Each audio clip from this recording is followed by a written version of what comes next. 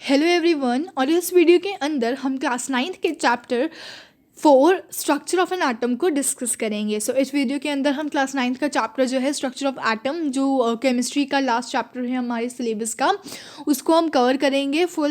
करेंगे चैप्टर को हम कंप्लीट। और ये इसका पार्ट 1 है। मैं इसका पार्ट 2 भी डालूंगी, तो आप उसको भी ज़रूर चेक करिए। और अगर आपने मेरे चैनल को सब्सक्राइब नहीं किया so do subscribe to my channel, ताकि आपको बिल्कुल फ्री सारे वीडियोस मेरे चैनल की नोटिफिकेशंस मिल जाएं। और वीडियो को अच्छी लगे तो लाइक ज़रूर कीजिए और कमेंट करके बताइए। और अगर आपको कोई भी डाउट था तो आप मुझे बता सकते हैं, या किसी भी चैप्टर के रिलेटेड कोई भी डाउट है या वीडियोस नहीं मिल रही चैप्टर की, तो आप मुझे बता सकते हैं।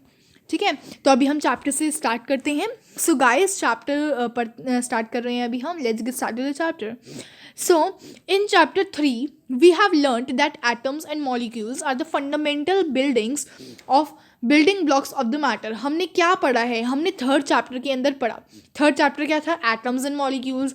तो हमने थर्ड चैप्टर के अंदर पढ़ा कि जो एटम्स और मॉलिक्यूल्स हैं ये हमारे मैटर के फंडामेंटल बिल्डिंग ब्लॉक्स हैं, यानी इनके बिना मैटर जो है वो नहीं बन सकता। ठीक है, the existence of different kinds of matter is due to different atoms constituting them. ठीक है, अलग अलग मैटर हैं, अलग अलग मैटर। हमारी पूरा जो नेचर है इसके अंदर अलग अलग टाइप के मैटर यानी चीज़ें क्यों हैं?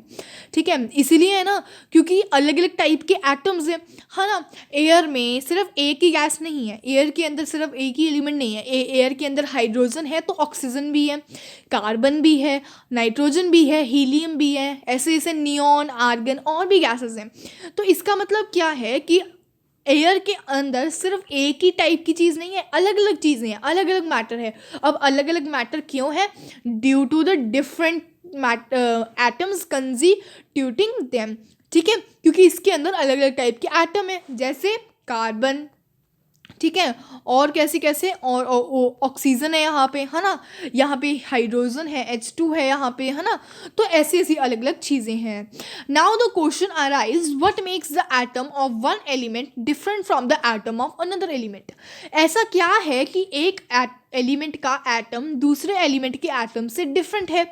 ठीक है, आर एटम्स रियली इंडिविजिबल? जो हमने डेल्टन एटॉमिक थ्योरी पढ़ा है चैप्टर 3 के अंदर, तो डेल्टन ने कहा कि एटम इंडिविजिबल है।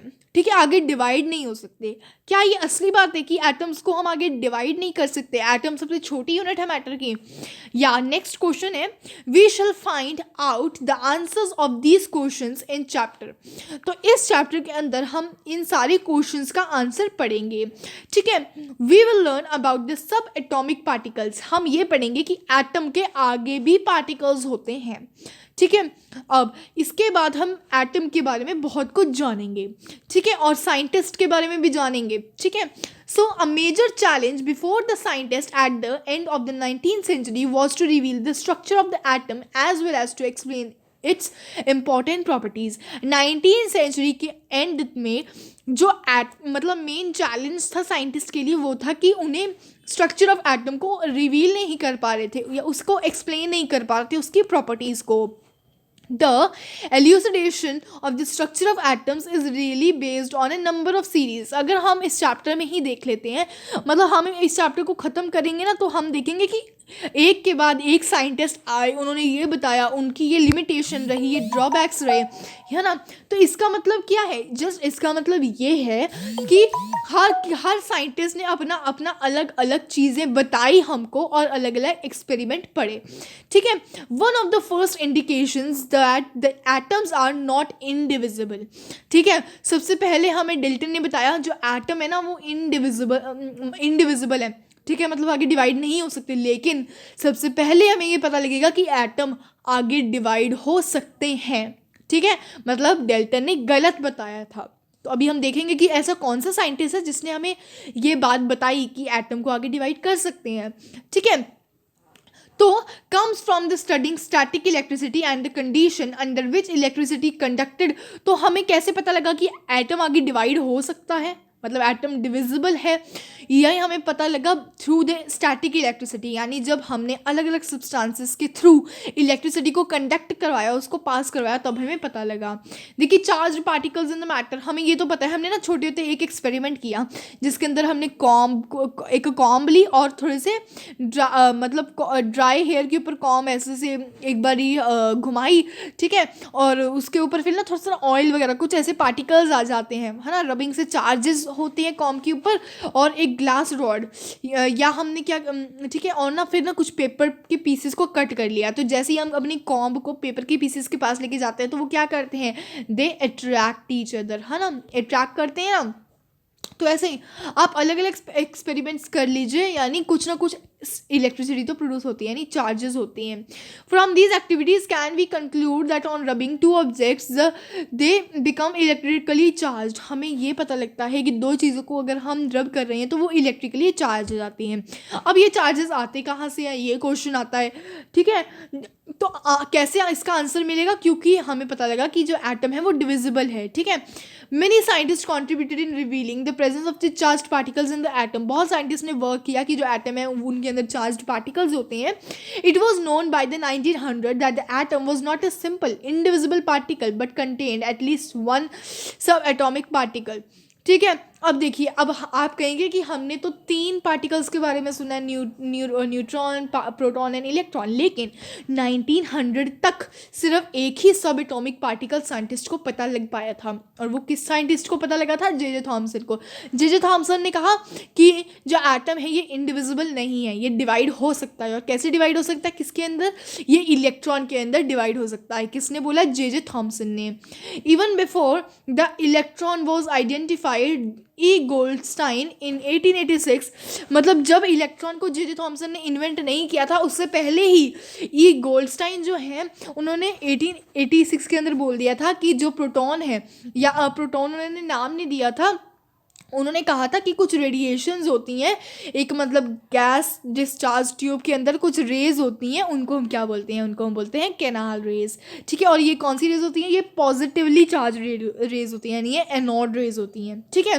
These rays are the positively charge radiations which ultimately led to the discovery of the another sub atomic particle. This sub atomic particle had the charge equal in magnitude but opposite in the sign to that of the electron, यानी जो electron का charge है, मतलब electron और proton के charges तो same रहेंगे, लेकिन जो इनका साइन है ना, ये दोनों चीज़ों का साइन अपोजिट है। Its mass was approximately 2000 times as that of the electron, यानी जो प्रोटॉन का मास है, यानी जो एनोड रेज का मास है वो 2000 टाइम्स ज़्यादा है to that of the electron, ठीक है। It was given the name proton, उसको क्या नाम दिया गया, प्रोटॉन नाम दिया गया। In general and electron is represented by, देखो इलेक्ट्रॉन को हम कैसे रिप्रेजेंट करते हैं, इसे रिप्रेजेंट करते हैं बाय ई माइनस, और प्रोटॉन को कैसे रिप्रेजेंट करते हैं, हम प्रोटॉन को रिप्रेजेंट करते हैं बाय पी प्लस, ठीक है, ऐसे रिप्रेजेंट करते हैं। तो बहुत इंपॉर्टेंट है, आप अपनी नोटबुक साथ में लेके रखिया करिए, एनसीईआरटी बुक साथ में लिया करिए और नोट करते जाइए इंपॉर्टेंट पॉइंट्स को, ठीक है। अब देखिए, तो मतलब जो प्रोटॉन का मास है, प्रोटॉन का जो मास होता है वो होता है 1 यूनिट, और किस में होता है, पॉजिटिव साइन में, और इलेक्ट्रॉन का किस में होता है, उसका होता है नेगेटिव सिंबल के साथ। अब देखिए, जो मास है ना इलेक्ट्रॉन का वो है नेग्लिजिबल एंड इट्स चार्जेस -1, और उसका चार्ज क्या होता है, -1, यानी इलेक्ट्रॉन का चार्ज है -1, प्रोटॉन का चार्ज है +1, ठीक है। It seemed highly likely that an atom was composed of, फिर हमें पता लगा कि जो इलेक्ट्रॉन है ना, इसके अंदर प्रोटॉन और इलेक्ट्रॉन है, ठीक है, म्यूचुअली बैलेंसिंग देयर चार्जेस, और इसीलिए जो चार्जेस है ना ये बैलेंस हो जाते हैं। It also appear that the proton were in the interior of the atom, फिर हमें ये भी पता लगा कि जो प्रोटॉन होते हैं वो एटम के अंदर होते हैं, यानी ये एटम है आपका, तो प्रोटॉन जो होंगे ये इसके अंदर प्रेजेंट होंगे, ठीक है, अंदर होंगे, और जो इलेक्ट्रॉन होंगे वो बाहर रिवॉल्व कर रहे होंगे, ठीक है। इलेक्ट्रॉन्स को now easily be peeled of but not protons. Now the big question was what sort of structure did these particles of the atom form, कैसा स्ट्रक्चर बनाया उन्होंने, मतलब रेक्टेंगल स्ट्रक्चर है इनका या सर्कल है या ट्रायंगल है, अभी पता नहीं लगा उन्हें कि सर्कल है, रेक्टेंगल है, ट्रायंगल है, कैसा है, कुछ नहीं पता लगा. The structure of the atom, we have learn Dalton's atomic theory in chapter 3 which suggested that the atom was indivisible. Dalton ने कहा एटम इंडिविजिबल है, इनडिस्ट्रक्टिबल है, हम इसको डिस्ट्रक्शन नहीं कर सकते. But the discovery of the two fundamental particles electron and proton inside the atom led to the failure of Dalton's atomic theory. इससे पता लगा कि जो डाल्टन की एटॉमिक थ्योरी है ये फेलियर है, यानी फेल हो गई. ठीक है, क्योंकि डाल्टन ने कहा एटम को आगे डिवाइड नहीं कर सकते, लेकिन बाकी साइंटिस्ट ने आगे उन्हें डिवाइड कर दिया. ठीक है, so it was then consider necessary to know how electron and proton were arranged in the atom. तो इसीलिए बहुत इंपॉर्टेंट बन गया था इस चीज़ को पढ़ना कि जो इलेक्ट्रॉन और प्रोटॉन है ये कैसा स्ट्रक्चर है इनका एटम के अंदर. ठीक है, for explaining this many scientist proposed various atomic theory. इसके लिए ना बहुत साइंटिस्ट ने ना अलग अलग थ्योरीज बनाई. ठीक है, इनमें से सबसे पहले थ्योरी थी जे थॉमसन की, जिसने हमें एटम का एक स्ट्रक्चर बताया. So Thomson's model of an atom को पढ़ेंगे. थॉमसन ने क्या कहा, Thomson propose the model of an atom to be similar to that of the Christmas pudding. Thomson ने कहा कि जो एटम होता है ना, इसका जो मॉडल है ये क्रिसमस की पुडिंग की तरह है. ठीक है, क्रिसमस पुडिंग मतलब ये एक स्फेयर सा है. ठीक है, स्फेयर है और जिसके अंदर ड्राई फ्रूट्स हैं. ठीक है, अब इसे एटम से कंपेयर करते हैं. इसका मतलब क्या है, जो बाहर वाला स्फेयर है ये है हमारा एटम, और इसके अंदर जो ड्राई फ्रूट्स हैं ये है हमारे protons and electrons. Right, so we can now think of a watermelon. और उसने ना उसने जो एटम है ना उसको वाटरमेलन से भी कंपेयर किया और क्रिसमस पुडिंग से भी कंपेयर किया. जैसे वाटरमेलन होता है गोल सा, स्फेयर सा. ठीक है, उसके अंदर फिर छोटे छोटे ना वो बीज होते हैं ना, सीड्स होते हैं, वाटरमेलन सीड्स. ठीक है, तो वाटरमेलन सीड्स क्या है, हमारे प्रोटॉन्स है. ठीक है, और बाहर क्या है हमारे पास, बाहर है हमारा एटम. ठीक है, तो लेकिन ना उसने भी ये नहीं बताया, थॉमसन ने भी ये नहीं बताया कि इलेक्ट्रॉन बाहर है या अंदर है. उसने कहा जो प्रोटॉन और इलेक्ट्रॉन है वो दोनों ही हमारे उस एटम के अंदर हैं. ठीक है, अब नेक्स्ट देखते हैं, अब आगे चलते हैं हम. थॉमसन के बारे में यहाँ पे बताया गया है, वैसे पूछा नहीं जाता इसके बारे में कुछ भी, आप पढ़ सकते हैं इसको. ठीक है, तो थॉमसन ने क्या बताया हमको, that the atom consist of a positively charge sphere. जो एटम है इसके अंदर ये एक पॉजिटिवली चार्ज गोलर टाइप स्फीयर है. ठीक है, and the electrons are embedded in it. और उसने कहा जो इलेक्ट्रॉन्स होते हैं ये इसके अंदर एम्बेड हो रखे होते हैं, यानी उसके बीच में होते हैं. The negative and the positively charge are equal in the magnitude. जो इलेक्ट्रॉन है और जो प्रोटॉन है ये पॉजिटिवली मतलब ये इक्वल, इनके जो चार्जेस होते हैं ये इक्वल होते हैं in magnitude. So the atom, इसीलिए जो एटम होता है वो इलेक्ट्रिकली न्यूट्रल बन जाता है. Although Thomson model explain that the atoms are electrically neutral, the results of the experiment carried out by the other scientist could not explain this by this model. यानी बाकी scientist का जो मन में question हो रहा था, क्वेश्चन अराइज कर रहा था उनके माइंड में, उन क्वेश्चंस को ये मॉडल जो है वो एक्सप्लेन नहीं कर पाया. The next is Rutherford's model of an atom. अब बात करते हैं रदरफोर्ड के मॉडल ऑफ एटम की.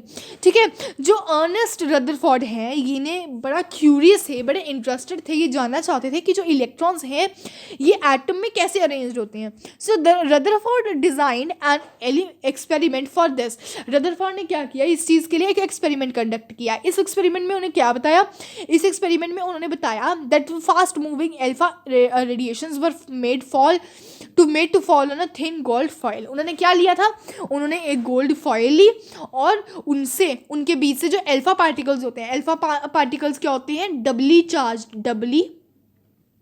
चार्ज हीलियम पार्टिकल्स, यानी हीलियम पार्टिकल्स को कहते हैं, यानी डबली चार्ज, जिनके ऊपर डबल चार्ज होते हैं, यानी हीलियम 2+, इसको बोलते हैं हम अल्फा पार्टिकल्स.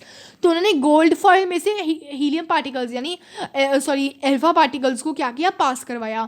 ठीक है, सो उसने क्या क्या किया, he selected a gold foil because he wanted as thin as. हमें पता है जो गोल्ड होता है ना, इसकी अगर हम कभी कभार ना इयरिंग्स भी बनाते हैं, गोल्ड के इयरिंग्स बड़े फेमस होते हैं, गोल्ड के रिंग्स बहुत फेमस होते हैं, ज्वेलरी बहुत फेमस होती है. तो हमें पता है कि जो गोल्ड है ना ये किसी भी शेप को अटेन कर सकते हैं. यानी अगर हम इसको रेक्टेंगल बनाना चाहते हैं, रेक्टेंगल बना सकते हैं. अगर हम इसकी रिंग बनाना चाहते हैं, पतली सी रिंग बिल्कुल वायर जैसी, वो भी बन सकती है. तो जितनी पतले से पतली चाहें उतनी लेयर बन सकती हैं इसकी. ठीक है, तो इसीलिए रदरफोर्ड ने गोल्ड फॉइल लिया. गोल्ड फॉइल इसीलिए लिया क्योंकि जो गोल्ड है ना, ये उसको पतले से पतली लेयर चाहिए थी जिसमें से जो पार्टिकल्स हैं वो निकल के स्ट्राइक करें, ठीक है। This gold foil was about 2000 atoms thick, ये 2000 एटम्स मोटी थी, ठीक है। Alpha particles are doubly charged helium ions. Alpha particles क्या होते हैं, मैंने आपको अभी भी बताया, डबली चार्ज हीलियम पार्टिकल्स यानी He2+, ठीक है, इनको बोलते हैं हमारा alpha particles. Since they have a mass of 4u, इनके पास कितना मास होता है 4u, 4u मतलब 4 एटॉमिक मास है इनका, ठीक है। The fast moving alpha particles have considered amount of energy, यानी इसके पास बहुत ज़्यादा एनर्जी होती है। सो इट वॉज एक्सपेक्टेड, उन्हें क्या लग रहा था, मतलब ना रदरफोर्ड को जब उन्होंने एक्सपेरिमेंट कंडक्ट करने वाले थे उससे पहले उन्हें क्या लगा, उन्हें लगा कि जो अल्फा पार्टिकल्स हैं वो गोल्ड फॉइल को मतलब क्या करेंगी, स्ट्राइक करेंगी और स्ट्राइक करने के बाद डिफ्लेक्ट करेंगी, ठीक है। He did not expect to see large deflections, ठीक है, उन्हें लगा कि सीधा सीधा डिफ्लेक्शंस होंगी, ठीक है, मतलब ये गोल्ड फॉइल है, यहाँ से अल्फा पार्टिकल्स निकल रही हैं, सीधा सीधा वहाँ से गई, यहाँ से आ गई, उन्हें ऐसा लगा। लेकिन जो डिफ्लेक्शंस थी वो बहुत ज़्यादा थी। अब क्या है, उसका डायग्राम भी हमारे पास होता है, ठीक है। क्या डिफ्लेक्शंस हुई इसकी, ये देखिए आप डायग्राम को, ठीक है। सो ये देखिए, ये इन्होंने गोल्ड के एटम है, ये गोल्ड के एटम है, ये अल्फा पार्टिकल्स हैं। अल्फा पार्टिकल्स कोई सीधी सीधी जा रही है, कोई ऐसे जाके ऐसे आ रही है, कोई ऐसे आ रही है, कोई ऐसे, कोई इतनी जा रही है, कोई ऐसे जा रही है, ठीक है, कोई ऐसे, सब तो मतलब बहुत डिफ्लेक्शंस हुई। लेकिन इनमें उन्होंने क्या क्या ऑब्जर्व किया, अब देखते हैं ऑब्जर्वेशंस क्या थी उनकी। इन चीज़ों में जब उन्होंने एक्सपेरिमेंट कंडक्ट कर दिया था उसके बाद उन्होंने क्या क्या देखा, उन्होंने देखा कि सारे अल्फा पार्टिकल्स जो हैं ये गोल्ड फॉइल से सीधे सीधे पास करने लगी, ठीक है, सीधे सीधे पास कर रही थी, ठीक है। तो some of the alpha particles were deflected, एक दो थी जो डिफ्लेक्ट हो रही थी किसी किसी एंगल पे, और सरप्राइजिंगली 12,000 पार्टिकल्स में से सिर्फ एक ही ऐसा पार्टिकल था जो रीबाउंड हुआ, यानी एक ही ऐसा पार्टिकल था जो क्या किया, रीबाउंड किया। अब वो कौन सा, आप डायग्राम में देखो और मुझे बताओ यहाँ पे कौन सा पार्टिकल है जो रीबाउंड कर रहा है। ये वाला पार्टिकल दिख रहा है आपको, ये वाला पार्टिकल, ये जा रहा है आ रहा है, यानी बीच में से सेंटर, ये दिख रहा है ना आपको, सेंटर में पास करके जा रहा है, ये सेंटर है, सेंटर में पास करके गया और वापस आ गया, गया और वापस आ गया, ठीक है। तो यानी 12,000 पार्टिकल्स में से, रेज में से सिर्फ और सिर्फ एक थी, वन ओनली वन, जो निकल के बाउंस बैक हुई, रीबाउंड हुई, ठीक है। तो उसने, रदरफोर्ड ने कहा ये बहुत, इसका जो रिजल्ट, जो कंक्लूजन निकला ये बहुत ज़्यादा इनक्रेडिबल था। इनक्रेडिबल मतलब उन्हें ऐसा लगा ही नहीं था कि ऐसा भी कुछ हो सकता है, ठीक है। तो ये उनको लगा। तो यहाँ से ना जो रदरफोर्ड है उन्होंने कुछ ना हमें चीज़ें बता दी, इनसे उन्होंने कुछ चीज़ें एक्सक्लूड की। क्या उन्होंने, सॉरी 1 मिनट, उन्होंने क्या क्या चीज़ें कंक्लूड की, उन्होंने क्या क्या चीज़ें कंक्लूड की, उन्होंने ये कंक्लूड किया that most of the space inside the atom, जो एटम है इसके अंदर जितनी भी ज़्यादा स्पेस है वो क्या है, वो एम्प्टी है। एम्प्टी क्यों एम्प्टी है, क्योंकि जितनी ज़्यादातर जो भी अल्फा रेस थी ना वो पास होके निकल गई, ठीक है। इसका मतलब खाली है, पास होके आ रही है तो खाली रेज है, ठीक है। उनमें से सिर्फ कुछ ही थी जो किसी एंगल पे डिफ्लेक्ट कर रही थी। इसलिए उन्होंने क्या कहा कि एटम के अंदर कुछ तो ऐसा है एटम के अंदर जो डिफ्लेक्शन को होने दे रहा, यानी मतलब जो रीबाउंड हो रहा है, ठीक है। A very small fraction of the alpha particles were deflected by 180 degree, से कुछ ही थी जो 180 डिग्री पर डिफ्लेक्ट कर रही थी, indicating that all the positively charged and the mass of the gold atom was concentrated in very small volume. तो उन्हें क्या पता लगा, जो एटम है उसका जो मास होता है वो किसी चीज़ के अंदर तो होता है। तो इसके बेसिस पे उन्होंने क्या क्या बताया उन्होंने हमें बताया that there is a positively charge centre in the atom, मतलब एटम के अंदर कुछ ऐसा होता है जिसके अंदर प्रोटॉन्स होते हैं, ठीक है, जिसके अंदर ही एटम का पूरा मास होता है, वो क्या होता है, वो होता है हमारा न्यूक्लियस। हमें पता ना न्यूक्लियस होता है, न्यूक्लियस के अंदर हमारी सारी चीज़ें होती हैं, एटम की सारा मास ही न्यूक्लियस के अंदर होता है। The electrons revolve around the nucleus, उन्हें ये भी पता लगा कि जो इलेक्ट्रॉन्स है ये एटम के ऑर्बिट्स पे रिवॉल्व करते हैं, ठीक है। And the size of the nucleus is very small as compare to the atom, atom के कंपेरिजन में जो न्यूक्लियस का साइज होता है ये बहुत ज़्यादा छोटा होता है। अब बात करते हैं the drawback of the Rutherford model. Rutherford model की ड्रॉबैक क्या थी, रदरफोर्ड ने हमें ये तो बता दिया कि मतलब ना, देखो अब रदरफोर्ड की ड्रॉबैक क्या थी, the orbital revolution of an electron. उन्होंने कहा कि जो एटम है ना उसके अराउंड जो इलेक्ट्रॉन है वैसे से रिवॉल्व कर रहा है कर रहा है। अब देखो हमें पता है कि जब भी एक कोई भी चीज़ एक सर्कुलर ऑर्बिट में घूमती है तो कुछ ना कुछ एक्सेलरेशन प्रोड्यूस होती है ना, एक्सेलरेशन कुछ ना कुछ बनती है। तो जो एक्सेलरेशन बनेगी मतलब कुछ एनर्जी एक्सेलरेशन बनेगी, मतलब ज़्यादा तेज़ जाती रहेगी, मूव करता रहेगा वो पार्टिकल, तो एनर्जी भी तो कम होती रहेगी, है ना।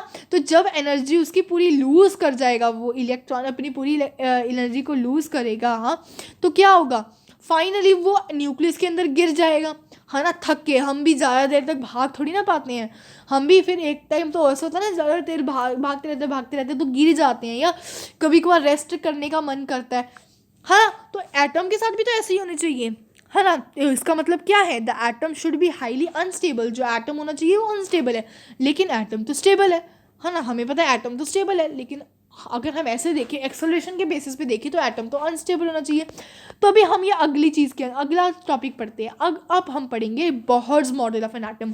तो रदरफोर्ड का जो ड्रॉबैक था ना उसको बोहर ने एक्सप्लेन किया। बोहर ने कहा कि हमारे जो न्यूक्लियर एटम होता है ना, इसके बाहर कुछ ऐसे ऑर्बिट्स होते हैं जिसके अंदर जो इलेक्ट्रॉन्स हैं वो रिवॉल्व करते हैं, और इन जो ऑर्बिट्स होते हैं इनके पास पर्टिकुलर एनर्जी होती है, ठीक है।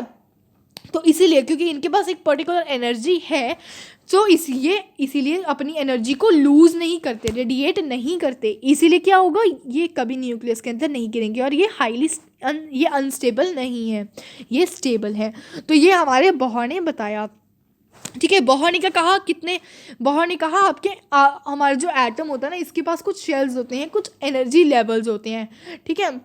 और उन ऑर्बिट्स या शेल्स को क्या बोलते हैं, उनको बोलते हैं एनर्जी लेवल्स, या शेल्स कह लो, या शेल्स। अब कौन सी शेल्स हैं, वो हैं हमारा एक है हमारा एन शेल, MLK, ठीक है। मतलब हमारा जो एटम है ना, मतलब स्टार्ट कहाँ से होता है, स्टार्ट होता है K से, KLMN, बीच में होता है न्यूक्लियस, बाहर होती है एक शेल को कहेंगे K, फिर बाहर L, फिर M और फिर N, ठीक है, KLMN, ठीक है। सो इन ऑर्बिट्स ये शेल्स को हम कैसे रिप्रेजेंट करते हैं, KLMN, और उनके अंदर कितनी चीज़ कितने मतलब क्या होता है, इनके अंदर कितने इलेक्ट्रॉन्स आ सकते हैं वो भी हम देखेंगे, ठीक है। अब देखिए एक फॉर्मूला आपको याद रखना है, हमेशा याद रखना है। देखो सबसे पहले नंबर का शेल कौन सा है, के शेल, दूसरे का L, तीसरे का M, चौथे का N, ठीक है। अब एक फॉर्मूला याद रखना है 2n का स्क्वायर, ठीक है। सपोज कर लेते हैं कि मैं जानना चाहती हूँ कि के शेल के अंदर कितने मैक्सिमम इलेक्ट्रॉन्स आ सकते हैं, तो कितने आ सकते हैं, 2 इंटू, अब के कौन से नंबर का शेल है, के नंबर 1 का शेल है, तो के के अंदर मैक्सिमम हमारे आ सकते हैं 2 इलेक्ट्रॉन्स। के अंदर कितने आ सकते हैं, मैक्सिमम 2। ऐसे से हमें अगर करेंगे ना तो दूसरे के अंदर 8 आ सकते हैं, तीसरे के अंदर मैक्सिमम 18 आ सकते हैं, ठीक है। तो ऐसे करके नंबर्स होते हैं, यानी इस सेल के अंदर पर्टिकुलर इतने ही आ सकते हैं। लेकिन हमारा बोहर और बरी ने एक और चीज़ बताई, बोहर और बरी ने क्या बताया कि इनके मतलब इतने तो आ सकते हैं, लेकिन शेल के अंदर अगर शेल को स्टेबल होना है, यानी स्टेबल होना है, हाईली स्टेबल होना है, तो उसे ज़्यादातर उसके अंदर क्या चाहिए, फर्स्ट के अंदर 2 चाहिए, दूसरे के अंदर मैक्सिमम 8 होने चाहिए, ठीक है। दूसरे के अंदर मैक्सिमम 8 होने चाहिए, या तीसरे को भी अगर स्टेबल होना है तो मैक्सिमम 8 तो चाहिए। बाकी अगर उसके पास बचते हैं तो हाँ 18 तो आ सकते हैं, ठीक है। तो नेक्स्ट उसने हाँ इलेक्ट्रॉन को ना मतलब ऐसे उन्होंने डिस्ट्रीब्यूट किया। अब देखो हमारा न्यूट्रॉन किसने बनाया, न्यूट्रॉन को हमारे जे चैडविक्स ने डिस्कवर किया, और उन्होंने कहा कि न्यूट्रॉन के ऊपर कोई चार्ज नहीं होता, ठीक है। बस जो न्यूट्रॉन होता है ना और जो प्रोटॉन होता है, मतलब जो एंड मास नियरली इक्वल, मतलब न्यूट्रॉन के पास ना ज़्यादातर ना प्रोटॉन के जितना ही मास होता है, ठीक है। और जो न्यूट्रॉन्स होते हैं ये भी हमारे प्रोटॉन के जैसे ही होते हैं, मतलब न्यूक्लियस के अंदर ही होते हैं ये भी। फॉर एग्जांपल मतलब सारे एलिमेंट्स के पास न्यूट्रॉन होगा, कोई ना कोई, सारे इलेक्ट्रॉन्स के पास न्यूट्रॉन होगा सिवाय हाइड्रोजन के, क्योंकि हाइड्रोजन के पास कोई न्यूट्रॉन नहीं होता। इन जनरल हम न्यूट्रॉन को कैसे रिप्रेजेंट करते हैं, by n। The mass of an atom is therefore given by the sum of the masses of the, तो इसीलिए हम क्या करते हैं, मतलब ना हमें पता है एटम का मास न्यूक्लियस के अंदर होता है, तो मास कितना होगा एटम का, किसी भी एटम के मास का फॉर्मूला क्या आता है, number of neutrons plus number of protons, ठीक है। न्यूट्रॉन्स प्लस प्रोटॉन्स होता है हमारा फॉर्मूला। सो अभी क्वेश्चन देख लेते हैं क्या गिवन है। नेम द 3 सब atomic particles of an atom. हमें पता लग गया ना 3 कौन से हैं। सो एक है protons, neutrons and electrons. Neutrons and electrons. अब नेक्स्ट क्वेश्चन है helium atom has an atomic mass of 4u। Helium का एटॉमिक मास है 4u, 2 protons in its nucleus. तो इसके पास कितने न्यूट्रॉन्स हैं? ठीक है, उसने कहा कि जो एटॉमिक मास है वो 4 है। ठीक है, 4 एटॉमिक मास है। तो प्रोटॉन्स कितने होंगे? प्रोटॉन्स तो 2 हैं, तो न्यूट्रॉन्स कितने होंगे? हम लेट कर लेते हैं कि जो न्यूट्रॉन है वो कितने, 1 मिनट, हम लेट कर लेते हैं कि न्यूट्रॉन कितने होंगे उसके पास? न्यूट्रॉन होंगे उसके पास n।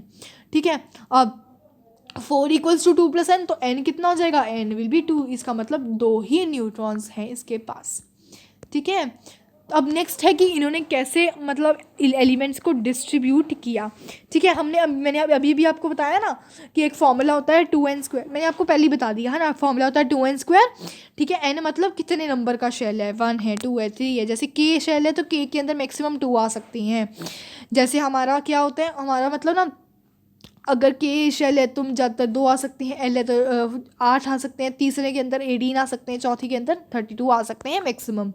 और अगर उसको मतलब हर इलेक्ट्रॉन के हर ऑर्बिट में मैक्सिमम 8 तो होने ही चाहिए।